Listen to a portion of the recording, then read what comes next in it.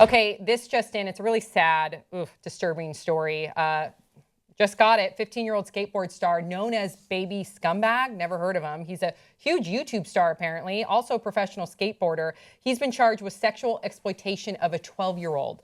So if you do know of him, he has 700,000 subscribers on YouTube. He has 1 million Instagram followers. And apparently he and his manager, who's 22, and another skateboarder who's 27, they are accused of luring a 12-year-old girl by promising to put her on a non-existent MTV special if she performs sex acts with the 3 men, with all 3 of them. So this is what happened. The victim then contacted the LAPD. The LAPD started to do some investigating. They saw some other situations that they thought looked criminal. So what they did is they set up a sting operation, and they pretended to be that 12-year-old girl, and they started to text back and forth, and it was enough evidence that that crime was about to be carried out, so they arrested them. So they were arrested and charged with lewd and lascivious acts with a child under 14, and this is a felony punishable by up to 8 years in state prison. What the fuck?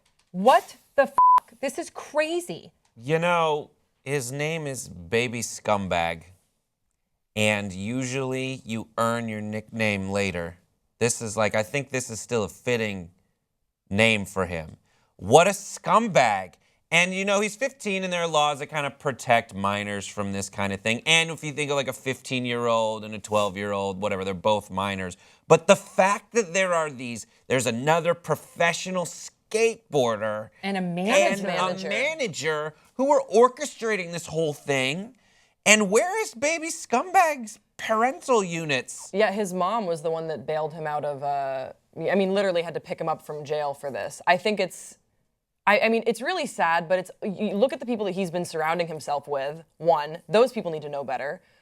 2, this identity that he's had has been really encouraged from his YouTube subscribers. I'm sorry, but it's true. You're right. You know, I'm not saying that you're a bad person if you followed him on YouTube, but he had this persona of this cute, harmless, you know, preteen kid that was doing, you know, things with older women, and that was encouraged. And if you subscribe to that, you're encouraging that behavior. And so then we're all surprised that, you know, he took it a step too far. He wasn't surrounding himself with the right kinds of people. It's not a surprise. I know. You know, he's a product of the people that he surrounded himself with and the people that were subscribing to him and that were encouraging him to do this because they thought it was cute, they thought it was funny. I blame all 3 of them, but I especially blame the adults in this because, again, he's 15. The 27-year-old, what the f are you doing? The 22-year-old, what the f are you doing? This is a 12-year-old girl. Those 2, to me, 9 years, that should be way above 9 years. You think that this is their first time doing this?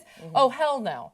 Absolutely not, I guarantee it. And then you mentioned the fact that typically, you know, they do not announce or announce the names of minors in cases like this. The LAPD went so far as to release a press statement in so many words. They said that, you know, that they wanted to release his name despite, you know, typically protecting minors because they want people to know that he's a predator because that's what he does. If he's out on the street, if he's so famous, he's able to do this. They wanted to out him. It's tough because for a viewer, I mean, I have no problem saying, like, if these charges are true, like, those people involved in it are terrible. But as a viewer, it's tough because the format of this show is, I mean, the thing he does the most is going up to women on the street and trying to get their numbers.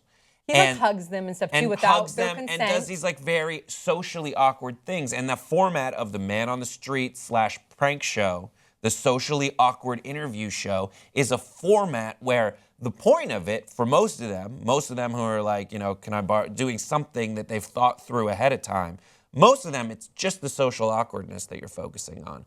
But this adds a level of like sexual exploitation and the lascivious nature of it that just makes you feel super extra creepy. And so as a viewer, we're used to seeing this and going like, oh, people are awkward on the street, this is funny, haha.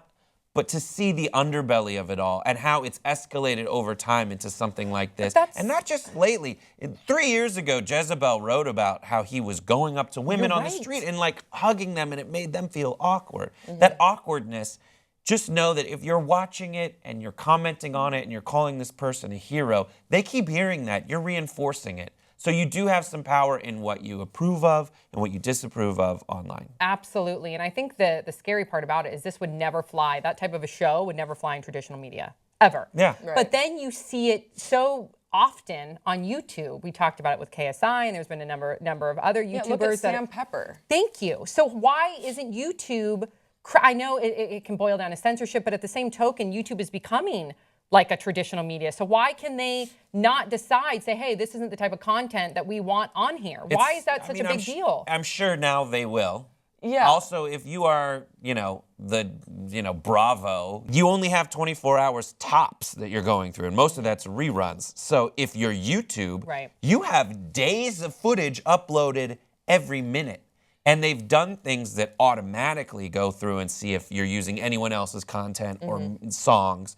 But it's just so difficult for them to do this. Yeah. Well, if there's a history, then YouTube, listen up. If you see that it's continuing to happen and happen and happen with one particular YouTuber, enough. They did it temporarily with Sam Pepper, but temporarily, come on. They hide behind the fact, and I've had experience with this, they frequently hide behind the fact that they're a technology company, which you can't do anymore. Right. Like, if that's your excuse, it's like, we just have a place where you upload stuff. That said, they do not allow pornography. So to their credit, there are things that they do say no to from a content perspective. Yeah, I think this is, because I'm big on, no censorship. I think that what we need is for the YouTube community that we love so much to start policing itself. And, you can put whatever you want out there, but as a part of the YouTube community, we're going to call it out if you're a piece of shit, you know? And that's what I think we need to look for. Yeah. All right, you guys, please keep the conversation going in the comment section below, and we'll see you next time on Pop Trigger.